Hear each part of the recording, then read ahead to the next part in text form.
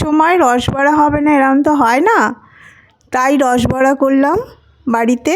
অনেক দিন পরই হলো, প্রত্যেক শীতেই আমি করি রসবড়াটা। 100 গ্রাম বিউলির ডাল আমি ভিজিয়ে রেখেছিলাম আগের দিন, দিয়ে ভালো করে মিক্সিতে পিষে নেব। মিক্সিতে পিষলে পেষাটাও ভালো হয়। সামান্য একটু জল দিলাম, দিয়ে পিষে নিলাম। নিয়ে কড়াই এবার গুড়টাকে রস করব।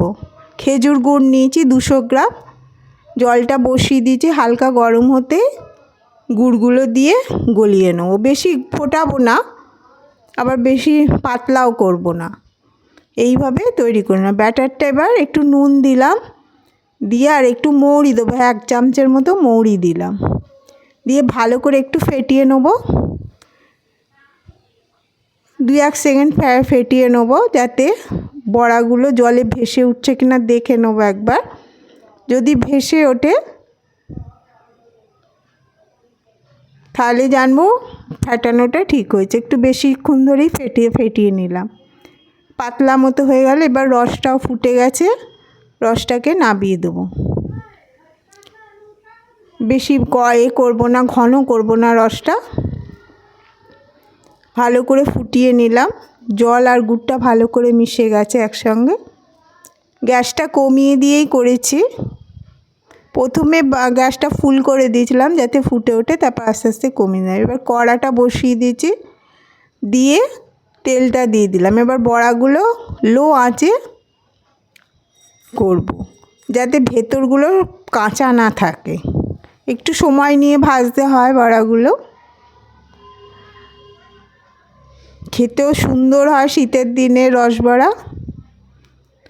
আর খেজুর গুড়ের গন্ধই তো সুন্দর, যার জন্য আর এর দরকার পড়ে না, ছোটো এলাচের গুঁড়োর দরকার পড়ে না। কিছুক্ষণ ধরে একটু সময় নিয়ে ভাজতে হয় বড়াগুলোকে। শীতের দিনে তো খুবই ভালো লাগে এইসব পিঠে পুলি, রসবড়া।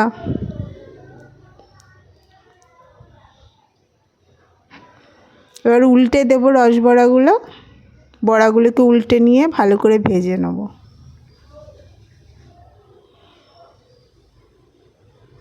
সামান্য লালচে লালচে হওয়াতে বড়াগুলো তুলে নিলাম। এবার ওই রসের মধ্যে একদম সোজা দিয়ে দিলাম।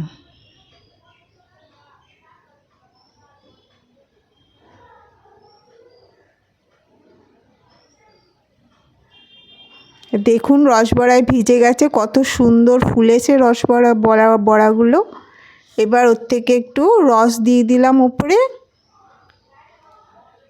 দেখুন হাতে কত নরম লাগছে, আর ভেঙে গেছে, কত রস ঢুকেছে, খুব সুন্দর হয় রসবড়াগুলো এইভাবে বানালে। ভালো করে ফেটিয়ে নিতে হয়, একটু জলে দেখে নিতে হবে দিয়ে যে ফেটানোটা হয়েছে কি না।